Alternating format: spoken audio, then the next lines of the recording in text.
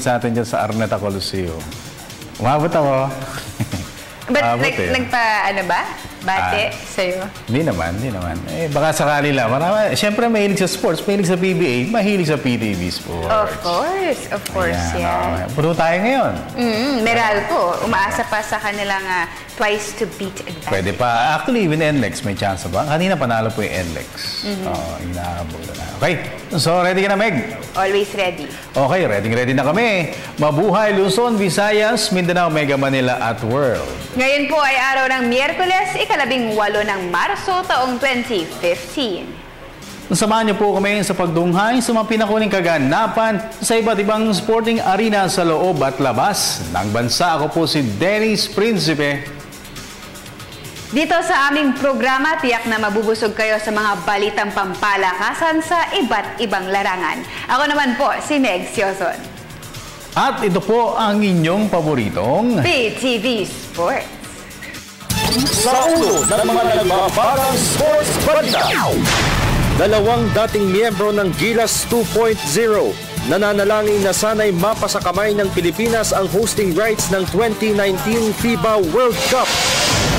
Retired PBA setter Sonny Cabatu binatikos ang pakikipag-asaran sa mga fans ni controversial Rain or Shine Elasto Painters enforcer Bo Belga. Pinoy ring idol Manny Pacman Pacquiao umani ng respeto mula kay American rival Floyd Mayweather Jr. Solidong roster, ipaparada ng host Philippines sa Asian Women's Under-23 Volleyball Championship sa Mayo. Golden State Warriors shooting guard Klay Thompson masa-sideline ng 7 hanggang 10 araw dahil sa sprained right ankle.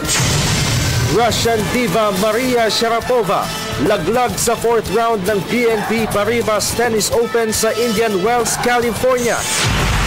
3-time FIFA Ballon d'Or winner Cristiano Ronaldo may planong sumubok ng career sa US Major League Soccer.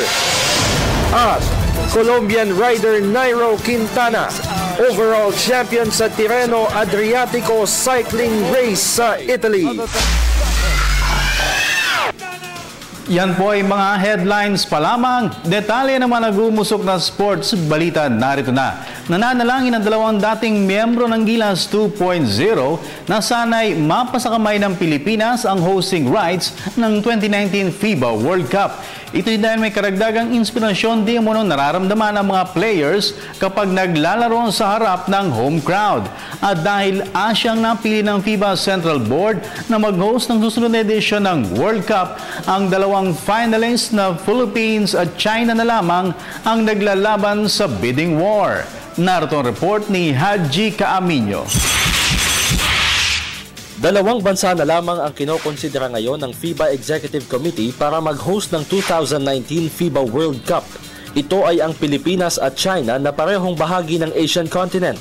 Nakatakdang magdesisyon ang FIBA Central Board sa darating na Hunyo kung sino ang magwawagi sa bidding war.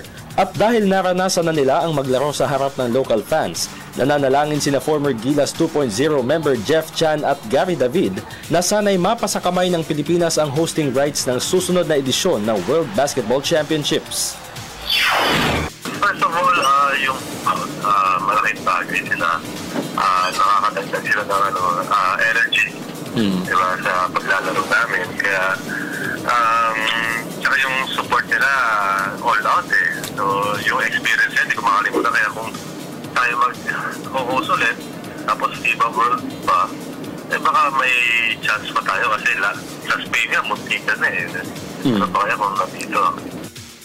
Kasi kung gusto na makuha natin yung hosting sa FIBA World Cup, kaya naman natin mag-host natin.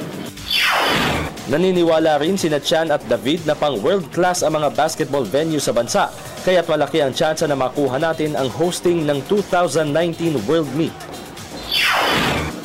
I think so, oo. Tsaka I think, may nadadinig ako, hindi ko alam kung totoo lang ha. I think may mga itatayo pa silang mga coliseum eh. Mga venue para pagdating sa World Cup eh. I think kaya naman natin eh. So yung Mall of Asia proven naman, di ba? Oo, yung mga venue na yun, talagang yung mga nababang mga venue talaga, magbabawin sa mga venue yung ginawa natin sa Spain. Pero yung natin hindi kita ginawa. Huling nag-host ng World Basketball Championships ang Pilipinas noong 1978. Para sa PTV Sports, Haji Caaminio, Telebisyon ng Bayan. Samantala, handa naman si former Gilas Pilipinas point guard Jimmy Alapag na harapin ang hamon ng kanyang bagong coaching career. Katuwang si national mentor Tab Baldwin. Isa si Alapag sa mga namumuno sa ensayo ng Southeast Asian Games bound Sinag Pilipinas team. May report si Ms. Arian Malyares. Excited at abala na sa kanyang bagong trabaho bilang assistant coach ng Sinag Pilipinas national team, si former Talk and Text Tropang Texters star point guard Jimmy Alapag. Ito'y matapos na magretiro siya sa paglalaro sa PBA, gayon din ang pagsusuot ng national jersey. Ayon kay Alapag, handa siyang harapin ang hamon ng kanyang coaching career. I want these kids to be successful, and they're just beginning the start of their own career and their own path for their life and their life as a professional. So whatever I can do to help from my experience and my wisdom from all my years of playing, that's what I'm really here for. Samantala, pinuri naman ni Alapag ang tagumpay na tinatamasa ng PBA ngayon, kung saan sa pagpasok ng mga mahuhusay na players ay hindi maikakailang malaki ang iniangat ng popularidad at kalidad ng liga. I think the great thing is that nowadays, if you look at Gilas and you look at where the PBA is, there's so many talented players, and it really sets the benchmark for the younger generation, and it gives them something to strive for and something to hopefully try to raise the bar for the future. But again, they're coming in here every day, working extremely hard. And that's really half the battle, coming in and being disciplined, being focused, and putting in the work. And they're doing that. So again, the future of Philippine basketball is very bright. Bukod sa pagiging assistant coach ng national team, si Alapag rin ang tumatayong team manager ng Talk and Text sa PBA. Para sa PTV Sports, Arden Malyari, Telebisyon ng Bayan. Sa Philippine Basketball Association o PBA, buhay pa ang pag-asa ng NLEX Road Warriors na makasungkit ng twice-to-beat advantage sa playoffs ng PBA Commissioner's Cup. Ito'y matapos ang palawigin nila ang 5 matches ang kanilang winning streak sa pamagitan ng pagdominaan sa Kia Carnival 102-86 kanina. Si point guard Jonas Villanueva ng rehistro ng 20 points, 5 assists at 4 steals, ang nahirang na best player of the game. Dahil sa panalo, nanatili sa solo 5th spot standings ang NLEX, kalahating laro sa likuran ng joint second placers na Meralco Bolts at Rain and Shine Elasto Painters at Talk and Text Tropang Texters. Samantala sa mga oras na ito ay nasa kainitan na ng aksyon sa pagitan ng San Miguel Beer at Talk and Text. Target ng Beermen sa larong ito na mapanatiling buhay ang kanilang tsansa na makapasok sa playoffs, habang makakuha naman ng twice-to-beat advantage ang hangad ng Tropang Texters.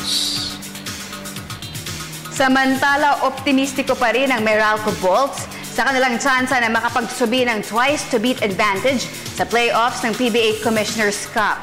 Ito ay kahit pa lumasap sila ng heartbreaking double overtime loss sa kamay ng Alaska Aces kagabi. Para sa detalye, nagbabalik si Haji Caaminio. Aminado si Meralco Bolts big man Reynel Hugnatan na labis ang kanyang pangihinayang sa kanilang nalasap na 103-108 double overtime loss kontra Alaska Aces kagabi. Ito'y dahil na baliwala ang 34 points at 17 rebounds na performance ni Meralco import Josh Davis. Ayon kay Hugnatan, sadyang kinapos lamang sila sa extended minutes ng laro. Short na mo. Wala, ganun talaga yung laro. Matay mga Kasi may naman na tinakbo. Siguro lang ang breaks of the game ng parang siyempre kinapos lang. Ako naman sana wala naman Hindi makakita naman yung Ito naman tinakbo Sa kabila nito, optimistiko pa rin si Hugnatan sa kanilang tsansa na makasungkit ng twice-to-beat advantage sa playoffs. Yun ang goal namin na maging tough to. Yun ang namin kaya nga sa Friday, so kailangan talaga namin. So, tingnan natin, di ba? So, wala, trabaho lang. Wala dapat gawin. Pero may mga games na ni Coach. Gawin namin. Pero hindi itinanggi ni Hugnatan na mabigat ang kanilang susunod na asignatura sa eliminations, lalo pat ang makakatapat nila ay ang defending champion Pure Food Star Hot Shots. Bukas, kain kami. So, tingnan natin yung mga game plan ni Coach. So, yun, susundin lang namin. Wala kami ng mga player, hindi naman kami may papagawa ni Coach namin. So, okay, sige. Pag-aaplan namin.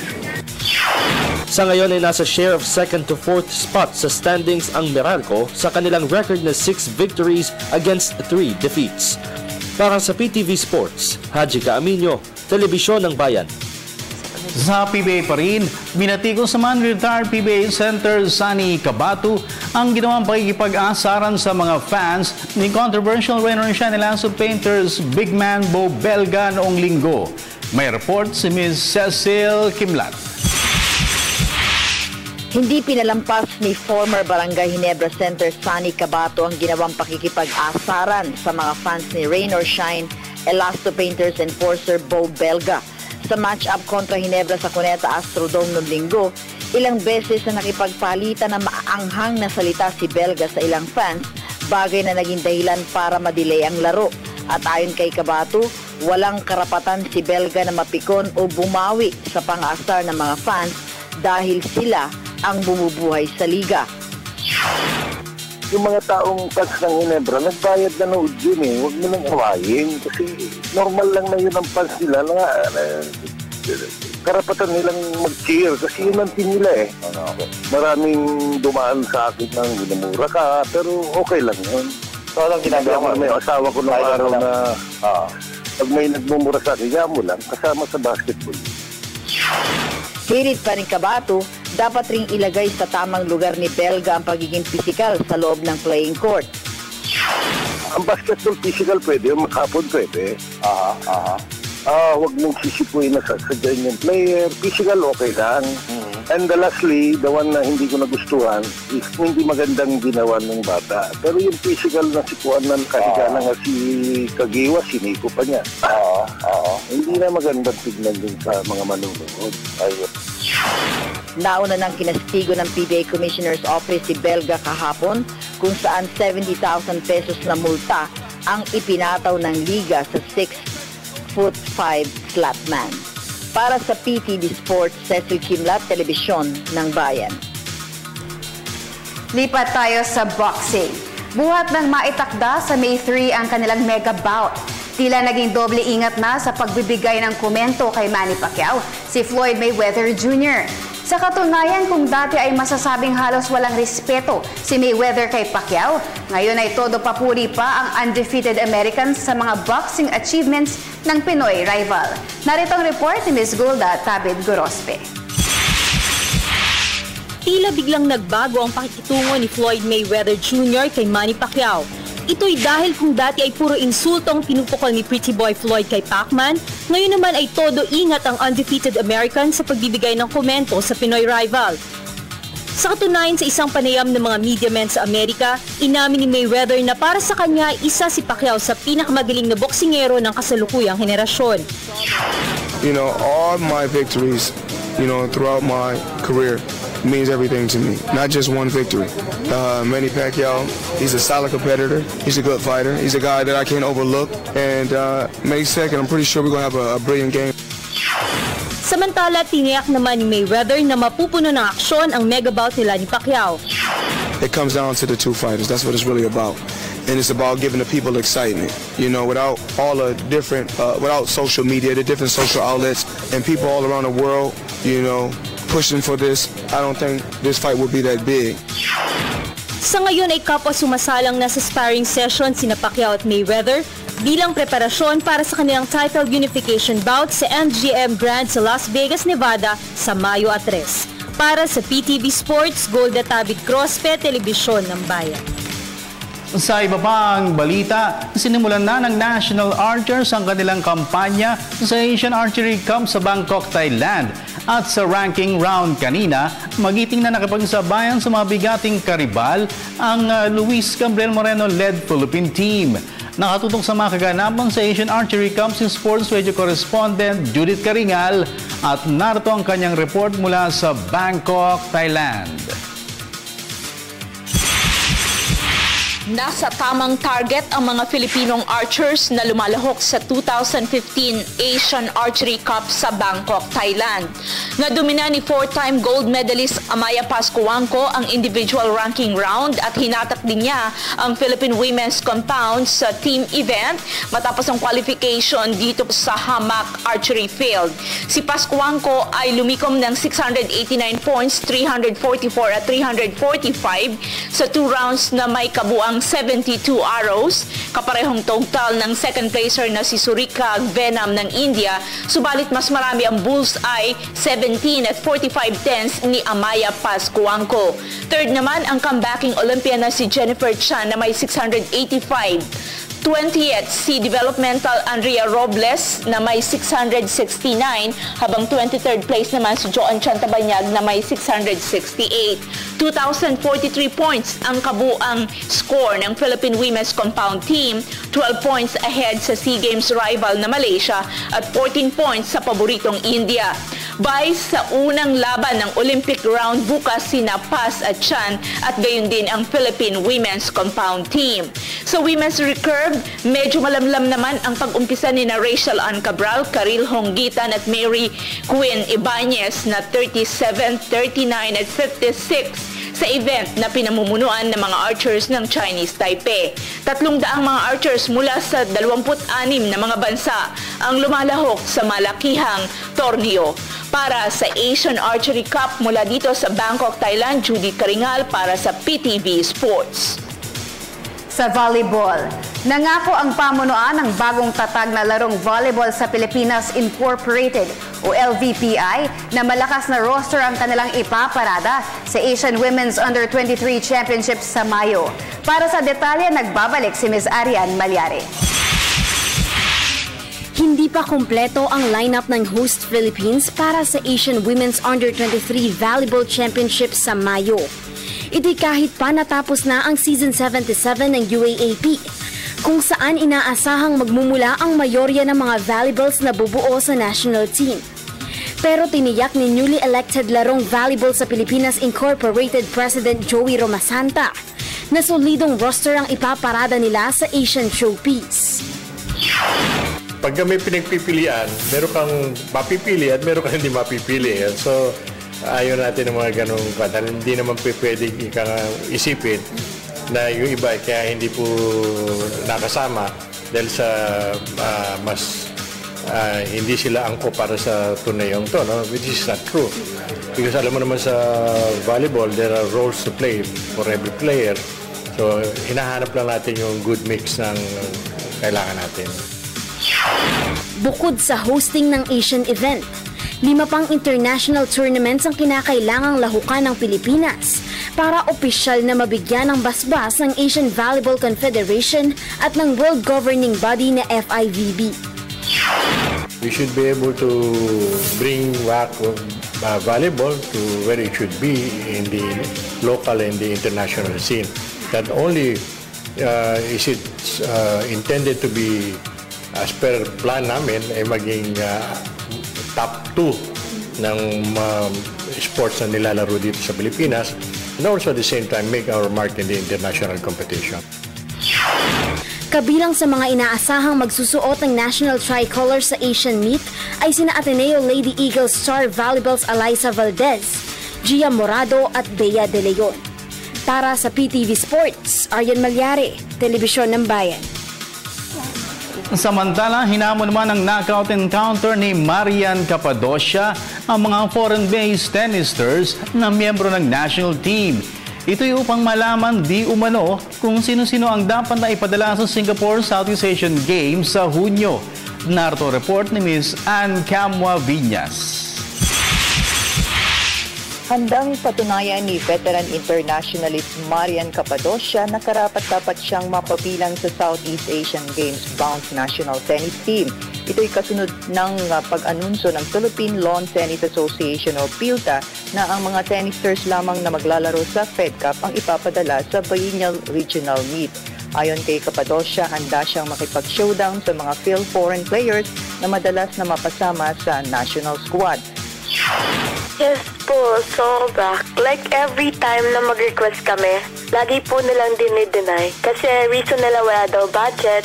Pero pagdating sa ibang player, like, hindi naman totally Filipino. Like, sobrang supportive po sila. May budget daw sila. Kahit hindi Philippine team, may budget daw po sila. Pero yung Philippine team na priority player din, wala silang budget. Muriring pinasinungalingan ni Capadocia ang ulat na tumanggi di umano siyang maglaro para sa Pilipinas sa Fed Cup sa susunod na buwan. Hinamon din ng 19-year-old netter ng knockout encounter ang mga manlalaong nasa lineup ng national team para madetermina di umano kung sino-sino ang karapat-dapat na ipadala sa Singapore showpiece. Po ako, kahit magkaroon po ng playoff, ready po ako para patunayan sa kanila na worth it ako. Sa tulong ng ilang private sponsors, nagkaroon si Capadocia ng pagkakataon na sumalang sa training camps sa Amsterdam bilang preparasyon para sa pagsuong sa hamon ng SEA Games. Pero handa umanong magbalik sa bansa si Capadocia sakaling atasan siya ng pilta na katawanin ng Pilipinas sa Fed Cup. Para sa PTV Sports, Anca Moviñas, Sports Radio 918. Punta naman tayo sa international sports scene. Sa basketball, tinuldukan na ng Detroit Pistons ang kanilang 10-game losing skid sa regular season ng National Basketball Association o NBA. Ito ay matapos na umani sila ng 105-95 come-from-behind win kontra visiting team na Memphis Grizzlies kanina. Si point guard Reggie Jackson ang tumayong top performer para sa Pistons sa kanyang total output na 23 points at career-high 20 assists. Habang si forward Jeff Green naman ang namuno sa atake ng Grizzlies sa kanyang losing effort na 21 markers at 5 boards. Napag-iiwanan ng 15 puntos sa halftime, unting-unting nagrally ang Pistons hanggang sa maagaw nila ang driver's seat sa pamamagitan ng pagkumpleto ng 4-point play ni Jody Mix sa kalagitnaan ng 4th and final period. Kasunod nito, nagbaon naman ng 5 magkakasunod na puntos si Jackson sa huling 3 minuto ng laro para tuluyang ilayo sa peligro ang Pistons. Dahil sa panalo, nag-improve ang record ng Detroit sa 24 wins and 43 losses. Pero nasa pang-11 pwesto pa rin sila sa Eastern Conference standings. Samantalang, pasadahan naman natin ang ibang mga tampok na sports stories overseas sa report ni Haji Kaaminyo.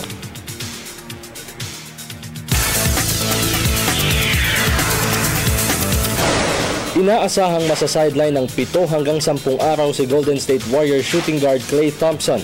Ito'y matapos na magtamo siya ng sprained right ankle sa matchup kontra Los Angeles Lakers kahapon, kung saan pumukol siya ng game-high 26 points. Sa katunayan, nagdesisyon na si Thompson na lumiban sa home game kontra Eastern Conference leader Atlanta Hawks bukas. Sa tennis, right on track na rin si Rafael Nadal para sa kanyang misyon na makakopo ng pang-4 na kampyonato sa men's singles ng BNP Paribas Open sa Indian Wells, California. Kanina ay pinatalsik ng third-ranked Spaniard ang nakatunggaling si unseeded Donald Young ng Amerika, 6-4 at 6-2 tungo sa pag-abante sa 4th round ng hardcourt tournament. Isang service ace lamang ang naitala ni Nadal sa laban, pero 6 na beses naman niyang na-break ang lower-rated rival.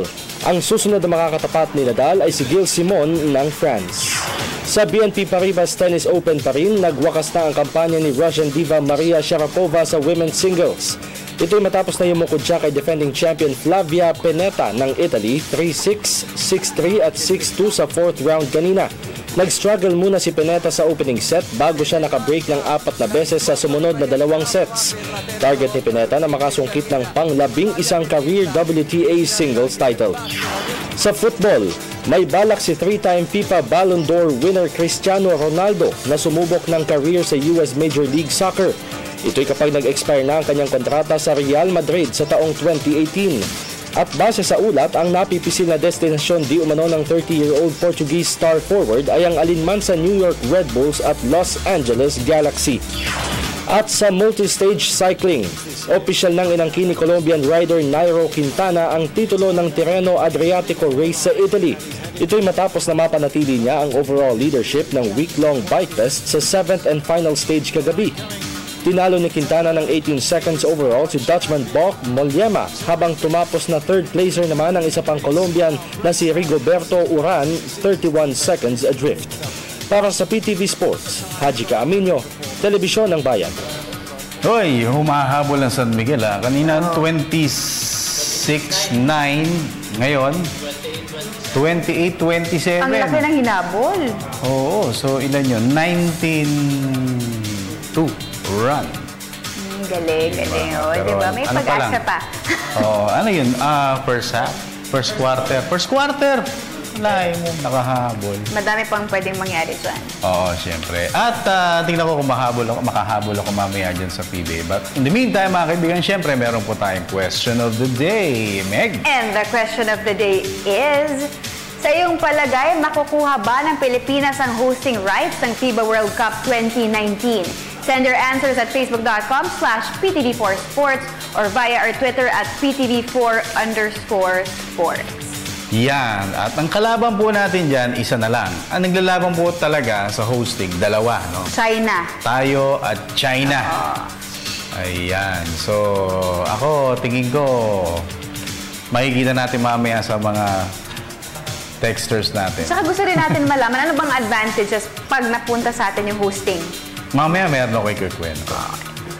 In the meantime, mamaya makakasama po natin si Haji Caaminio sa ating pong Sports. So, hindi ko talaga makuha. Okay, sige, break muna kami. Magkakape kami sandali ni Meg. Yan at maraming pang iba sa pagbabalik ng inyong paboritong PTV Sports.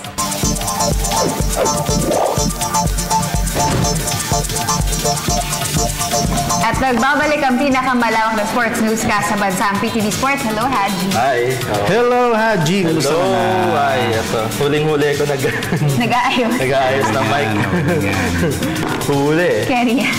Okay, so again, yung ating pong question of the day, dalawa na lang po naglalaban para po sa 2019 hosting ng FIBA World Cup. Importante po yung hosting kasi pag ikaw ang host, matik kasali ka. Kasali ka na. Automatic can win or lose. Hindi ka na magka-qualifying. Hindi mo na kailangan. Diba, dati, kailangan top 3 ka sa FIBA Asia. Ngayon, pag host ka, ikaw na yung kasama. Automatic na yun.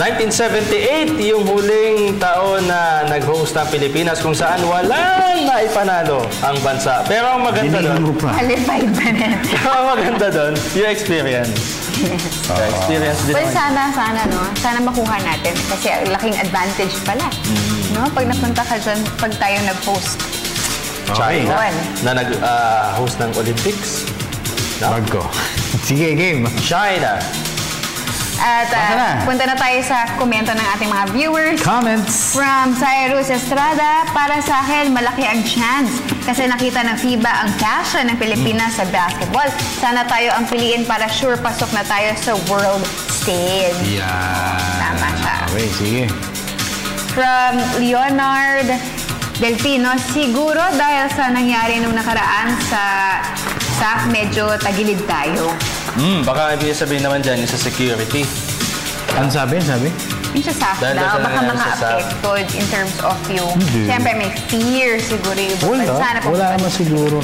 Well, ang alam ko, parang end of April ata malalaman na kung sino yung host By June. Oo, June. June ata i-announce, pero mga April, May, okay. Meron na. Baka nailatag. Tingin ko naman, actually, kung gano'n, medyo meron tayong issue, whatever, mas kailangan natin mag-host to prove na safe tayo rito, kaya natin.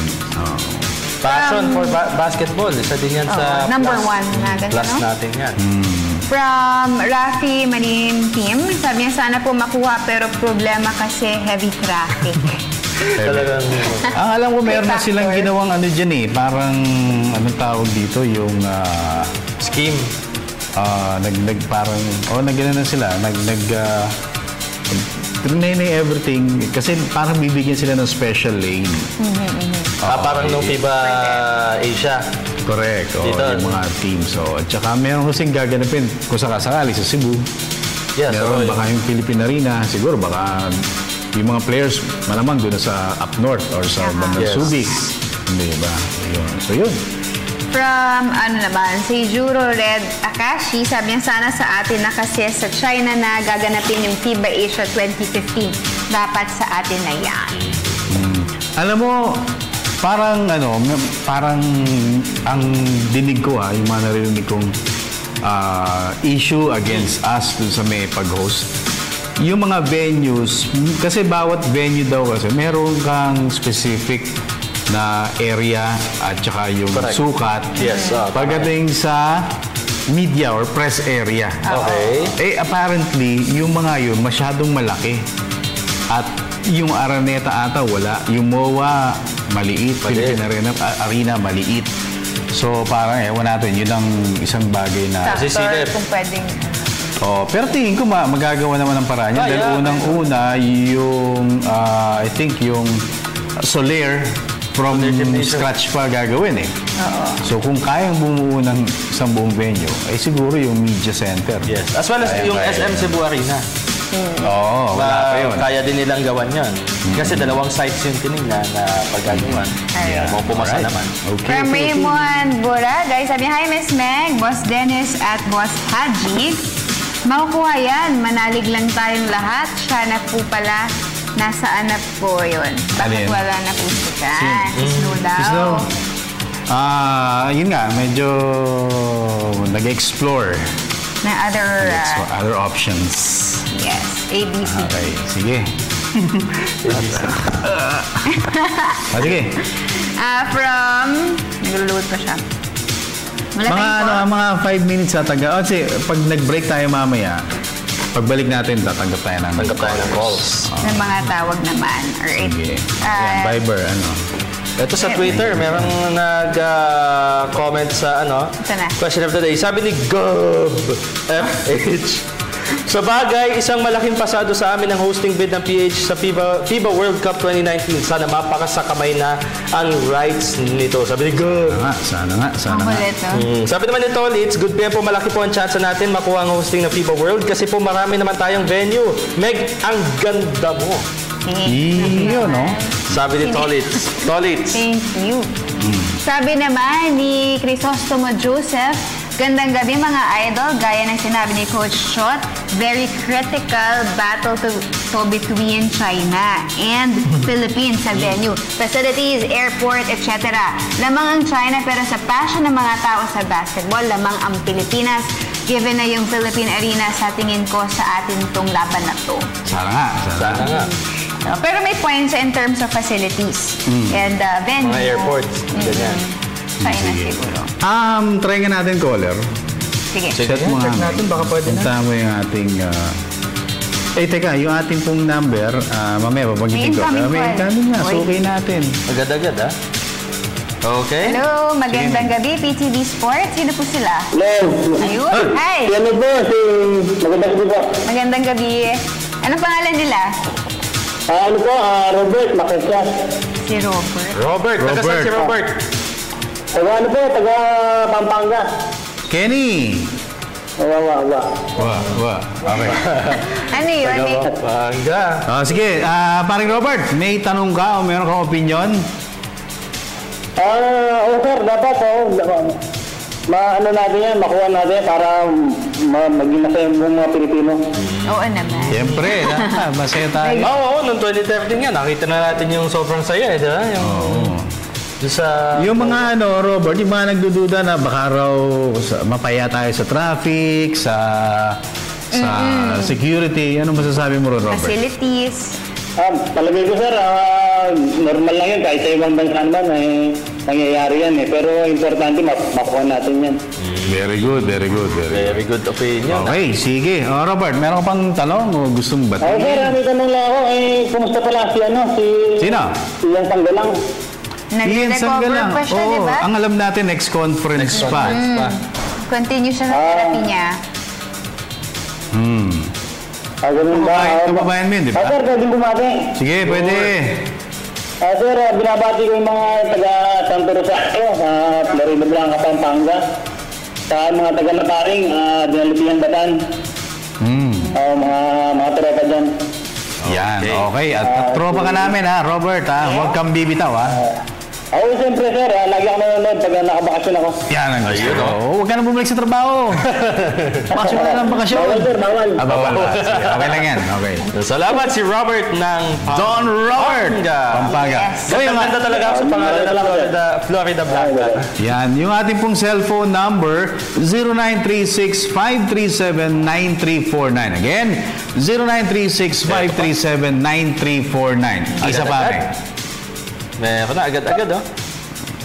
Suki yan, malaman. Hello, magandang gabi, PTV Sports. Sino po sila? Hello, good evening po. Si Froilan po. Froilan. Ano pong opinion natin sa ating question of the day? Maganda sa makuha ng Pilipinas yung right. Kasi yung passion ng mga Pilipino sa basketball. Siyempre. Maganda basta Pilipino talagang loves yung basketball. Siyempre. Pag sinabi mo Pilipinas, basketball. Ganun ba, Froilan? Kaya lang po, iniisip ko kasi may mukhang yung game po, medyo watak malayo. Hindi, okay lang yan. Alam mo, dun nga sa may Spain, Robert, yung 3 venues ata yun. Malayo mo. Oo. Puro ini-aeroplano yun. Correct. Yung bawat venue. So, yun sa atin, okay lang. Byland lang yun sa atin. Magkakalang. Kung meron, isa, Sir Dennis, mapanood yan, yung pansang ibang team. May mga pansing kaya sa nanonood. Ay, malamang. May nilipad dito. Oo. Tsaka yun nga, makakatulong ito in terms of tourism. Diba? Kasi, hindi, actually, sa akin ang importante rito, bukod sa yung mga turistang pupunta rito, yung mga avid na mga supporters ng mga bawat bansa, Froilan, I think importante dito ng alagaan natin yung mga media men ng ibang bansa na pupunta rito.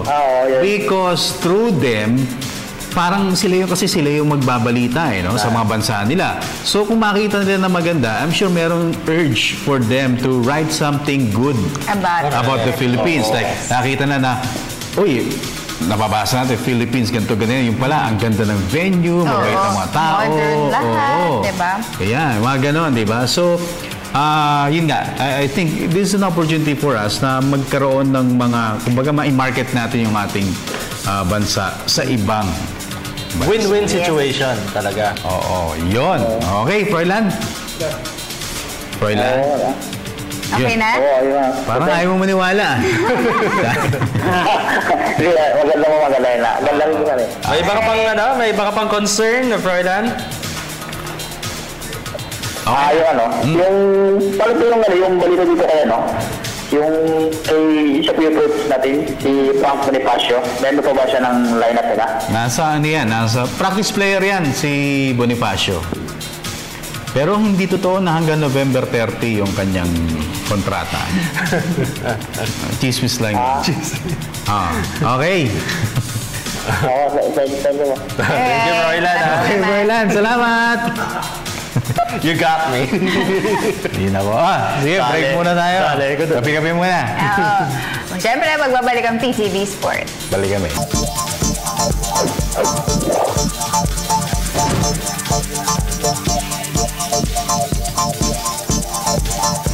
Yun. Okay. Ano plano nyo? Basa muna, Basa lang. Ay, teka. Update muna tayo ng score. San Miguel. Sino ang leading? 50-44 in favor of TNT. Aba. 6. Okay. Balik question tayo. From Ron Lumidaw, sabi niya sana makuha po natin para may automatic slot tayo. Tsaka inangkin na nga ng China. Sana paubayan na sa atin.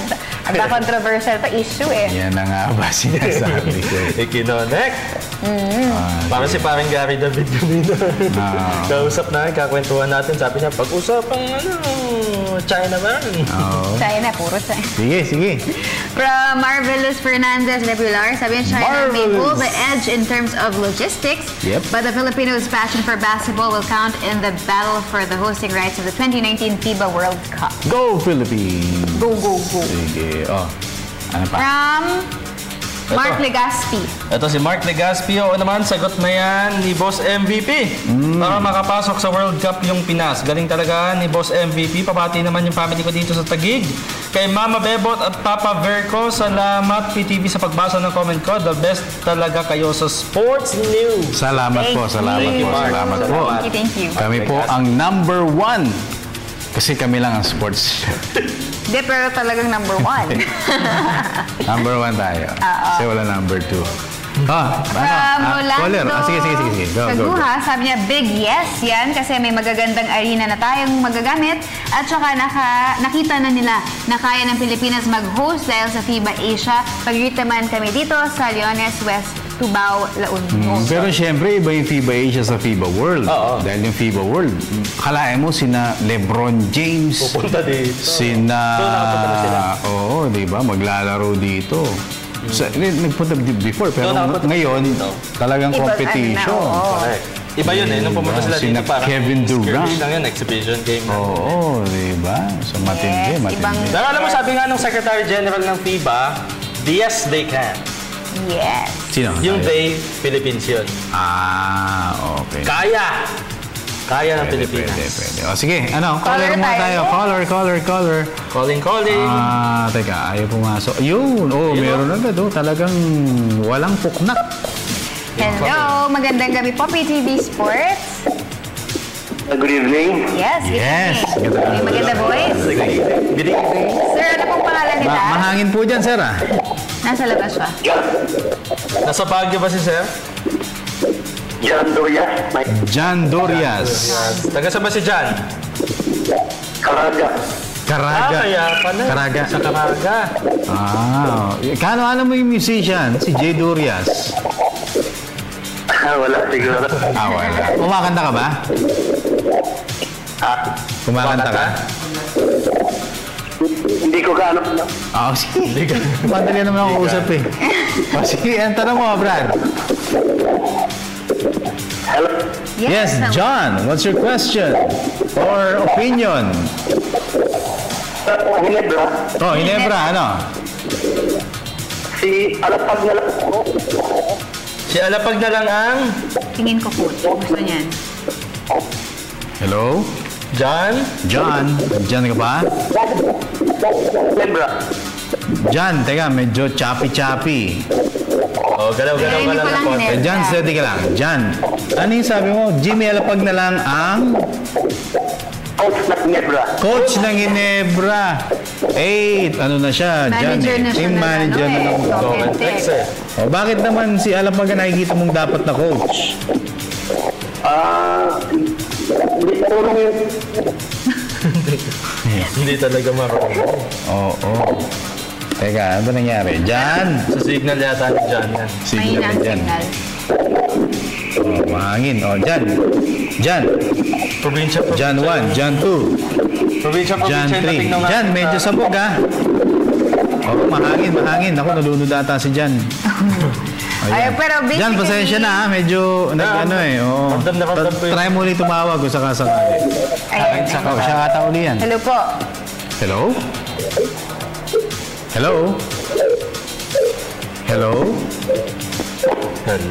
Si John ata ulit. John, ikaw ba yan? Hello?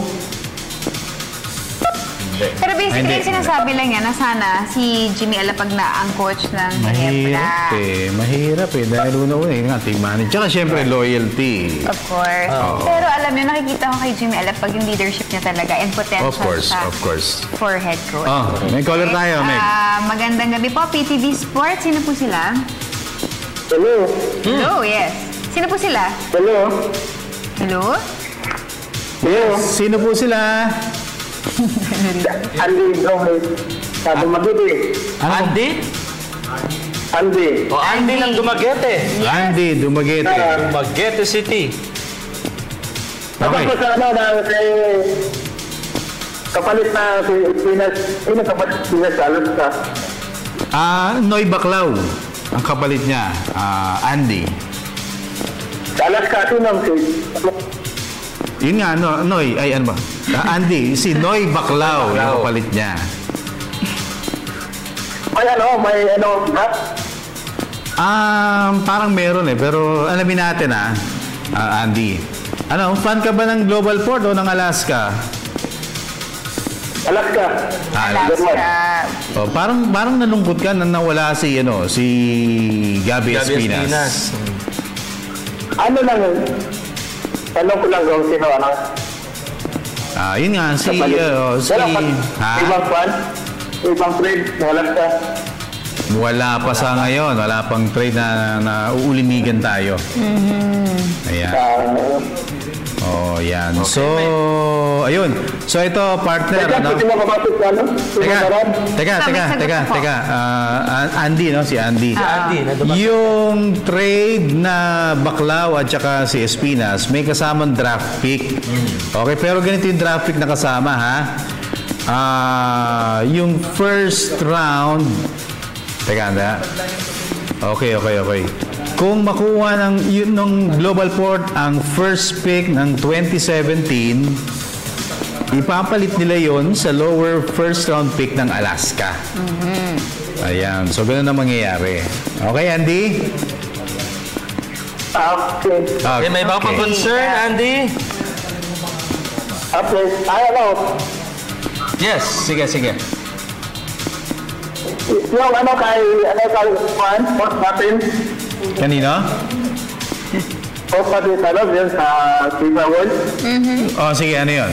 Magko-comment. Sana kuha natin. Bakit? Dahil yung natin sa mga pera din sa kanamit natin, kakatulong yun. Oo naman, syempre. Okay. Diyan maganda nito, yung gagamiting pera dito mostly, private money, kumbaga. Walang gastos yung gobyerno, pero makikinabang yung bansa natin. Makikinabang yung bansa, malaki, Diba? Ako po, proud tayo Yun, syempre. Economically speaking. Okay. Ayos na, Andy. Yun, mabuhay ka. Okay, Andy. Ayos na. Maraming salamat. Maraming salamat. Andy. Sige, labol. Sige. Nagwala to. Sige po. Parang, Yung misis ko, ano? Misis mo? niya, Okay. Emma. Anak ko si Justin, nag-graduate na grade 6. Ayun. Baka daw mabatukan siya ni Mrs. yan. Kaya pala nagmadali. Teka mo tayo. Okay, Andy. Salamat, Thank you. Ganda dyan sa Dumaguete, may Baywalk. Takot niya lang. Salamat. Nandiyan kami sa Dumaguete before, di ba? Salamat. Baywalk, ganda. Sige. Ay, syempre. Ay, salamat po. Salamat po. Okay, sige, saan na tayo? Facebook tayo. From Jackie Mendiola. Sabi niya, hi, Sir Dennis, Miss Meg, and Sir Haji.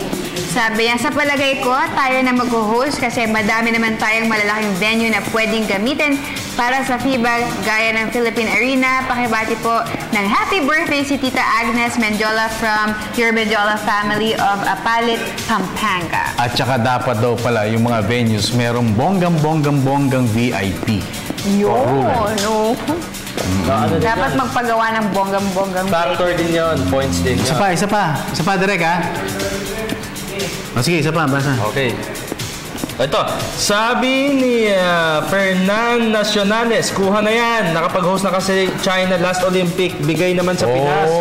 Oo nga naman. God bless mga idol. More power PTV Sports. Thank you. Okay. Olympics na Iyan. So, bago tayo magtapos, syempre, meron tayong meme? Yes. Okay. Matatawa ba ako dyan, Haji? Ewan ko. Ikaw umanap dyan Ewan ko ba? Sige, subukan natin ang ating meme of the day ngayong gabi. Ayan Ayan, magaling ang paggawa ni Ford. Oy, ano yan? I'm so proud.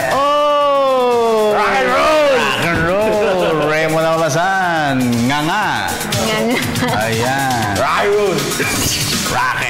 Riot. Rock and roll. So, pumunta ko ulit bukas rin ng Shine. Ay, Raymond. Raymond Almasan. Ginawang almusal. Yes.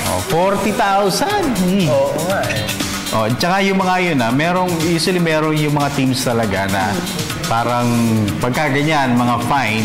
Kasi iba iisipin, Sasagutin ng team yan. Yung mga teams kasi, as part of their parang pag-disiplina sa mga players, meron na silang usapan, pag kayo na fine, kayo magbabayad. Bahala kayo dyan. Bahala kayo dyan. Pati coaches. So, masakit yun.